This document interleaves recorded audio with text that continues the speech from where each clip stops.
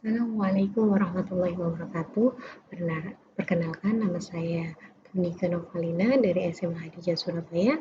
Ini merupakan media interaktif sosiologi kelas 12, di mana di sini PPT ini akan membahas mengenai globalisasi dan perubahan komunitas lokal.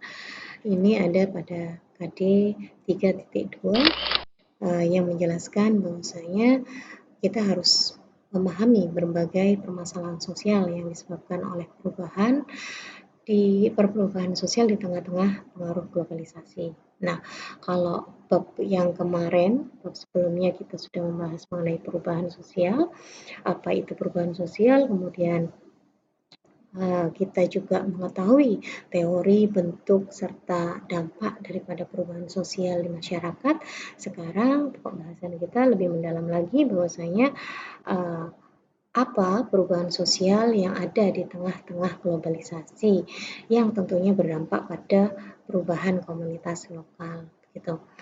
Oke, adapun kompetensi yang harus kita miliki yaitu mengkategorisasikan berbagai permasalahan sosial yang disebabkan oleh globalisasi serta akibat-akibatnya dalam kehidupan nyata di masyarakat sehingga dapat merespon berbagai permasalahan sosial yang ada di masyarakat serta ketimpangan-ketimpangan sosial yang disebabkan oleh proses globalisasi. Nah, jelas ya anak-anak, dimana kalau materi sebelumnya kita sudah membahas perubahan sosial, kali ini kita membahas permasalahan sosial yang timbul akibat perubahan sosial di tengah-tengah globalisasi. Kita tahu bahwasanya saat ini kita sudah memasuki era globalisasi di tahap keempat atau dikenal dengan 4.0. Oke. Adapun indikator dari materi ini yaitu yang pertama menjelaskan globalisasi dan perubahan komunitas lokal, yang kedua mencontohkan perubahan komunitas lokal di tengah-tengah globalisasi. Jadi apa saja perubahan yang ada pada komunitas lokal di era globalisasi ini? Kemudian yang ketiga, mengkategorikan berbagai permasalahan sosial yang disebabkan globalisasi yang ada pada komunitas lokal. Jadi kalau yang kedua tadi kita mencontohkan perubahan yang terjadi pada komunitas lokal. Yang ketiga, kita menggali atau mengkategorisasikan masalah apa yang timbul dalam komunitas lokal tersebut. Oke. Yang keempat, kita menganalisa berbagai permasalahan sosial yang disebabkan perubahan di tengah-tengah globalisasi. Yang kelima, sikap kritis dalam menghadapi globalisasi. Nah, di sini kita dituntut sebagai masyarakat, sebagai anggota masyarakat, tentunya kita harus memiliki sikap kritis, sikap yang bijak dalam menghadapi globalisasi. Oke, itu indikator yang ada dalam materi globalisasi dan perubahan komunitas lokal ini. Adapun tujuan pembelajaran pertemuan kali ini yaitu hanya ada pada poin pertama, poin 1, yaitu siswa mampu menjelaskan globalisasi dan perubahan komunitas lokal. Jadi Punika di sini hanya menjelaskan secara konseptual apa itu globalisasi. Nah, sebagai pengantar untuk pertemuan selanjutnya. Baru kita akan bahas submateri yang ada dalam materi globalisasi dan perubahan komunitas lokal ini. Nah, oke. Jadi, sekali lagi Punika ulang bahwasanya di PPT ini Punika hanya membahas konsep mengenai globalisasi. Oke.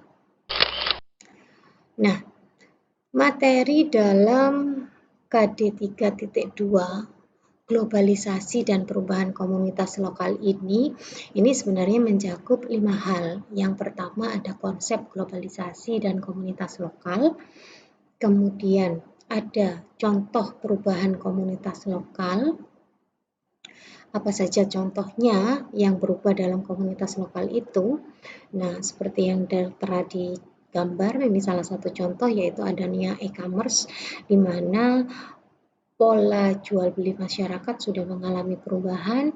Di sini Saat ini di era globalisasi 4.0 kita diberikan kemudahan serta fasilitas-fasilitas yang memadai untuk melakukan transaksi jual beli via online tentunya. Nanti akan Monika jelaskan lebih lanjut di submateri. Nah, yang ketiga adalah membahas berbagai masalah sosial yang timbul akibat globalisasi dalam komunitas lokal. Dan yang keempat, ini salah satu contohnya neokolonialisme ya, salah satu akibat dari globalisasi. Dan yang keempat, kita menganalisa berbagai permasalahan sosial yang timbul dalam globalisasi. Dan yang kelima, upaya kita dalam menyikapi globalisasi. Ini tertera dalam submateri sikap kritis dalam menghadapi globalisasi. Ini saja 5 hal yang mencakup materi atau pembahasan dalam materi globalisasi dan perubahan komunitas lokal. 5 hal ini, tapi sekali lagi mohon maaf karena pertemuan kali ini cukup singkat, biar nanti lebih efektif, tidak mungkin kelima materi ini Punika jelaskan di sini, maka akan Punika fokuskan untuk PPT kali ini hanya pada konsep globalisasi saja. Nah, ini sebelum saya jelaskan mengenai materi atau konsep globalisasi, berikut ini ada video mengenai tahapan-tahapan globalisasi mulai dari tahap 1, tahap 2, tahap 3, tahap 4 atau yang dikenal dengan 4.0.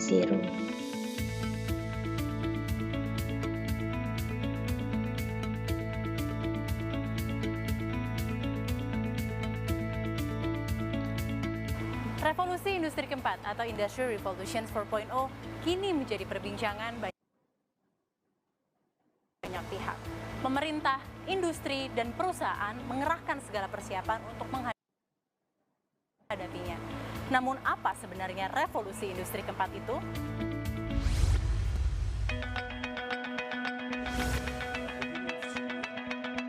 Klaus Schwab adalah sosok yang pertama kali mengemukakan istilah itu kepada publik di pertemuan World Economic Forum 2016. Schwab memaparkan revolusi teknologi sedang berlangsung dan mengaburkan batas antara fisik, digital, dan biologis. Sederhananya, revolusi industri keempat adalah bagaimana teknologi seperti kecerdasan buatan, kendaraan otonom, dan internet saling memengaruhi kehidupan manusia.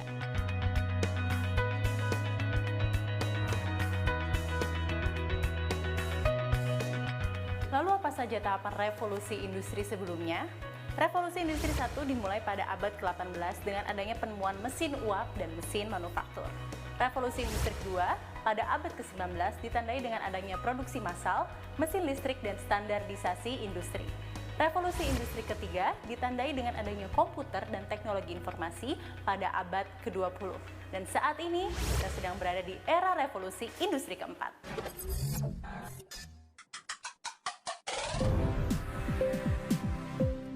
Hadirnya otomasi dan kecerdasan buatan di industri tentu memberikan potensi besar untuk melipat gandakan produktivitas tenaga kerja. Berbagai perusahaan besar dunia bahkan telah menggunakan robot dan kecerdasan buatan sebagai pekerja di lini produksinya.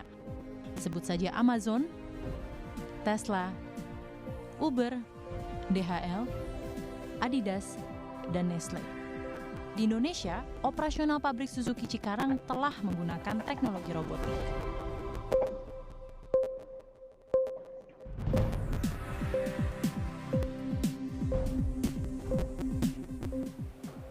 Namun, di balik manfaat bagi percepatan dan otomasi industri, banyak sekali tantangan bagi ekonomi dalam menghadapi revolusi industri keempat.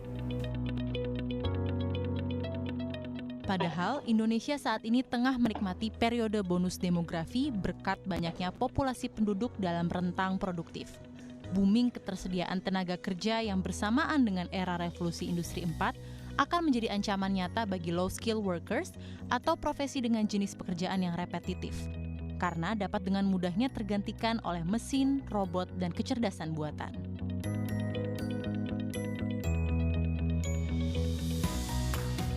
Menurut data McKinsey, 7 bidang pekerjaan yang akan tetap bertahan di era otomasi antara lain industri kreatif, teknologi informasi, profesional, manajer, pelayanan kesehatan, pendidikan, dan jasa konstruksi. Kementerian Perindustrian telah meluncurkan inisiatif Making Indonesia 4.0 dalam menghadapi revolusi industri keempat. Ada 10 prioritas nasional lintas sektoral dalam upaya memperkuat struktur perindustrian Indonesia dalam menghadapi tantangan di masa depan. Jadi, selamat datang di revolusi industri keempat. Tim Liputan CNBC Indonesia.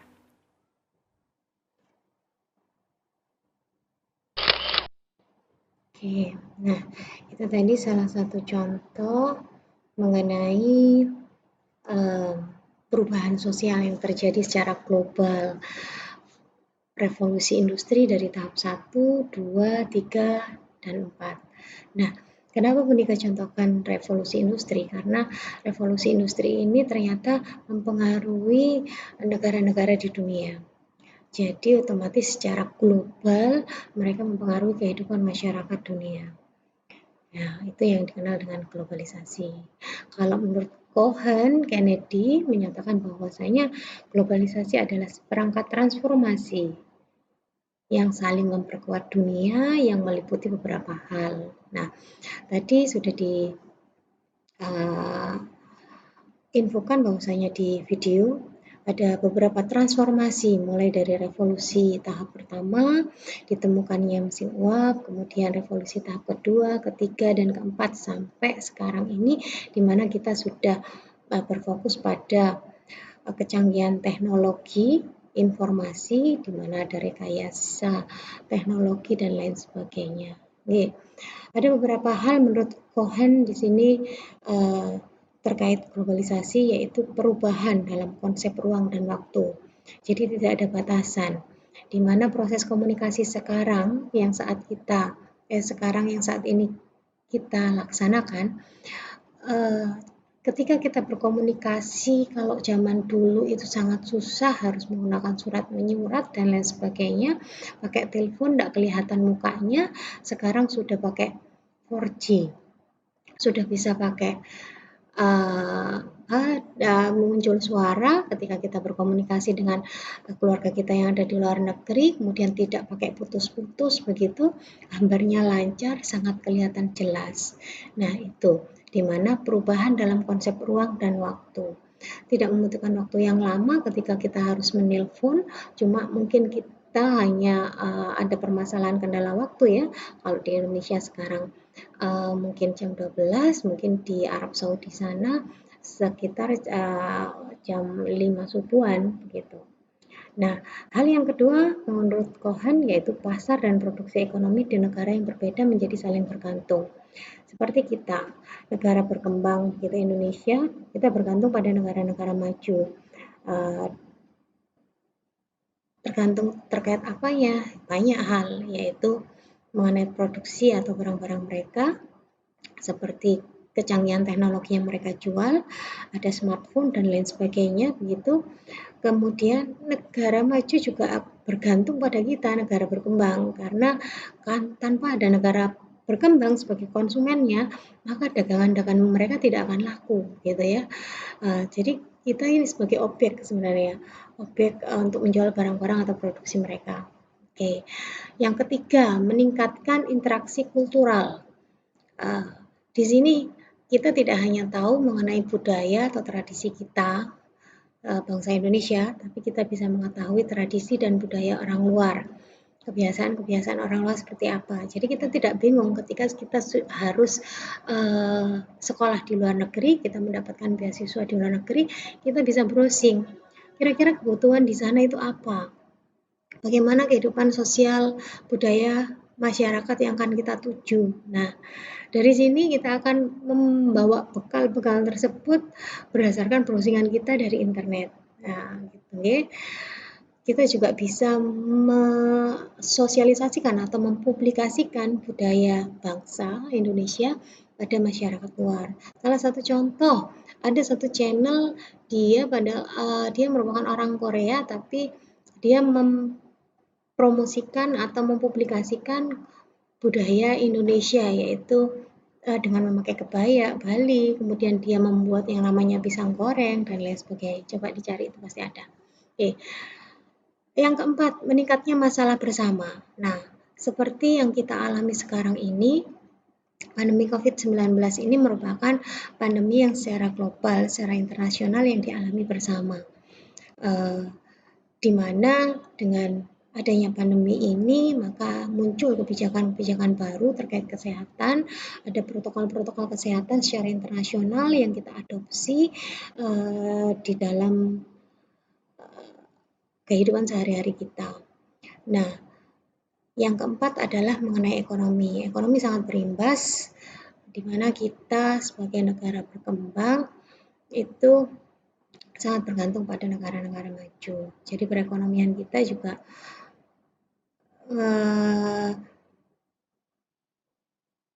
tergerak secara global, mau tidak mau.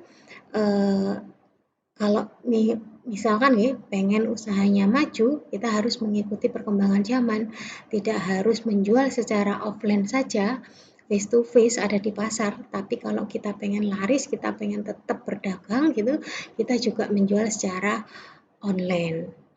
Oke, itu globalisasi. Jadi jelas konsep globalisasi merupakan seperangkat transformasi yang saling memperkuat dunia. Sebenarnya nggak ada yang diuntungkan atau nggak ada yang dirugikan di sini karena modelnya seperti simbiosis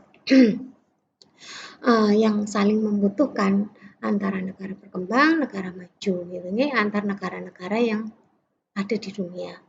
Karena memang idealisme dari globalisasi ini adalah sebuah transformasi yang saling memperkuat dunia.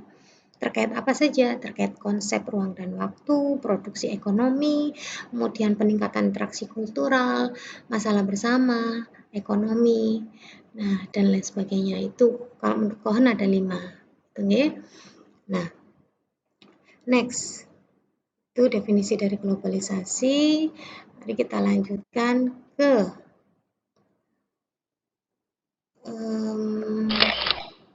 aspek globalisasi beserta contohnya. Nah, ada aspek ekonomi, aspek politik, aspek sosial budaya. Yang pertama kita bahas adalah aspek ekonomi atau e-commerce yang membawa perubahan pada mekanisme jual beli barang. Yang tadi Bu Nika sempat jelaskan bahwasanya mekanisme jual beli barang tidak lagi secara offline saja, tapi bisa online melalui aplikasi. Gitu. Itu kemudahan-kemudahan yang kita dapat di era globalisasi ini. Kemudian aspek politik. Globalisasi membawa pengaruh besar pada arah kebijakan politik negara di dunia. Contohnya ada kerjasama politik di antara negara Uni Eropa, kemudian ada World Bank, begitu, di mana kita bisa melakukan transaksi atau peminjaman dana lewat World Bank. Kemudian aspek sosial budaya. Pada aspek sosial budaya, konsep globalisasi merujuk pada proses terintegrasinya gagasan, nilai norma, perilaku, serta cara hidup sosial kemasyarakatan. Satu contoh tadi yang Bu Nika contohkan, bahwasanya kita sekarang ini lagi gemar-gemarnya dengan yang namanya budaya masyarakat Korea Selatan. Padahal kalau kita lihat dari luar negeri, mereka juga ternyata ada yang menggemari budaya Indonesia. Gitu. Nah, itu yang dimaksud dengan aspek sosial budaya, yaitu transformasi, adanya interaksi kultural tadi. Oke, ini ada tiga aspek globalisasi yang ada. Selanjutnya mengenai faktor pendorong globalisasi. Globalisasi itu ada karena adanya perkembangan teknologi informasi dan komunikasi. Teknologi kita tahu sendiri semakin canggih, semakin hari komunikasi yang ada juga semakin hari semakin cepat, gitu karena adanya kecanggihan teknologi. Kemudian yang kedua, kehadiran perusahaan multinasional. Nah, perusahaan skala besar multinasional ini yang menanamkan modal serta asetnya memutuskan untuk membangun pabrik di negara berkembang.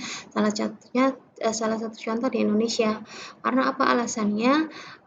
Satu, bahan bakunya tersedia, kemudian upah tenaga kerjanya terjangkau atau murah, katakanlah seperti itu. Nah, perusahaan multinasional juga semakin mengkaburkan batas-batas geografis antar negara karena ada dasar eksistensi mereka sangat ditentukan oleh pasar dunia.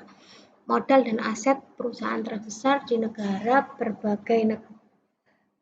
berbagai negara serta manajemen perusahaan dikelola secara lintas batas oleh karyawan. Nah, satu contoh, ada di satu perusahaan itu tidak hanya tenaga kerja lokal saja yang dipakai, tapi tenaga kerja profesionalnya didatangkan dari luar negeri. Contoh saja perusahaan Yakult. Nah, yang ada di bagian produksi itu banyak tenaga lokalnya. Sementara yang di bagian manajerial itu banyak tenaga-tenaga ahli yang didatangkan dari negara Cina atau negara-negara yang lain. Nah, itu salah satu contoh dari lintas batas dari pengelolaan manajemen perusahaan. Oke, faktor pendorong sudah jelas nih, ada 2 faktor pendorong, yaitu perkembangan teknologi informasi dan komunikasi, serta kehadiran perusahaan multinasional. Mungkin di beberapa literasi ada faktor pendorong yang lainnya. Monggo nanti kita bisa diskusi. Next. Nah, ada dampak positif dan negatif dari globalisasi. Ini yang terakhir. Dampak positif dari globalisasi yaitu satu, tentunya memungkinkan individu antar negara untuk saling berkomunikasi secara mudah dan murah serta cepat. Kemudian yang kedua, memungkinkan terjadinya pertukaran informasi secara cepat dan tepat. Yang ketiga, memungkinkan masyarakat dari berbagai komunitas dengan latar belakang budaya yang berbeda untuk saling mengenal dan memahami perbedaan satu sama lain. Yang keempat, membawa nilai-nilai universal. Contohnya terkait isu-isu keadilan, demokrasi, dan lain sebagainya. Nah, adapun selain dampak positif, dampak negatifnya yaitu globalisasi memunculkan perilaku budaya masyarakat yang konsumtif.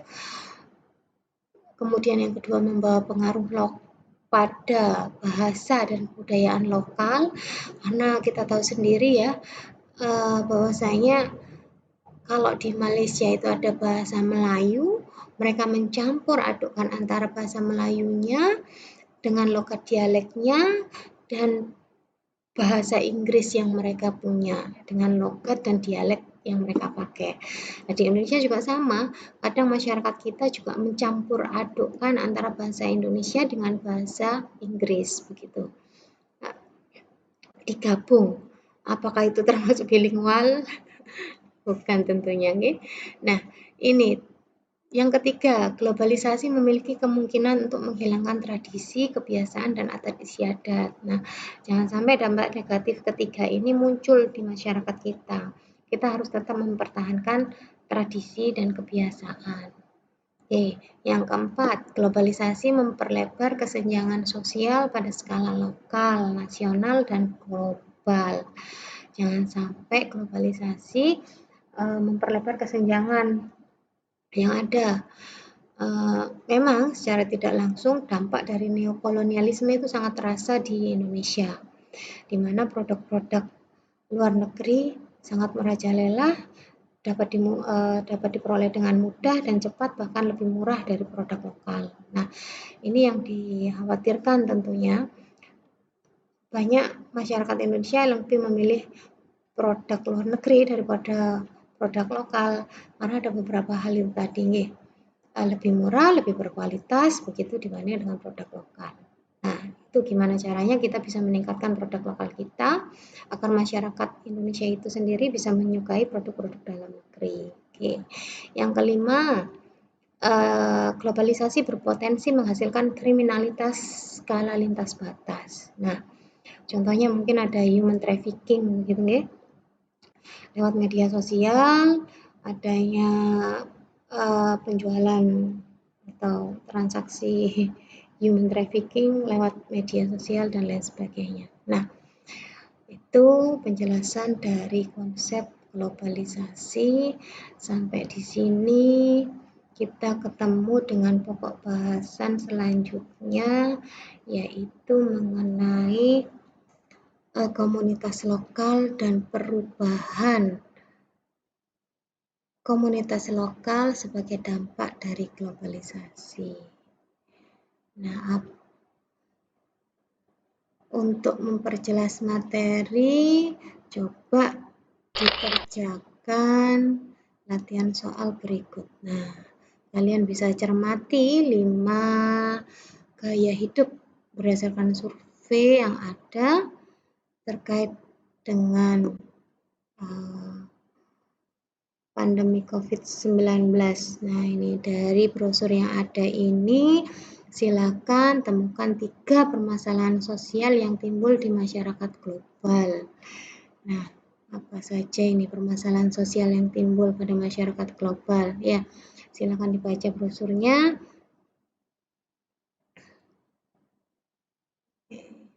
Saya rasa itu. Semoga kalian bisa mengerjakan latihan soal ini yang menjadi bahan pengantar kita untuk membahas materi selanjutnya.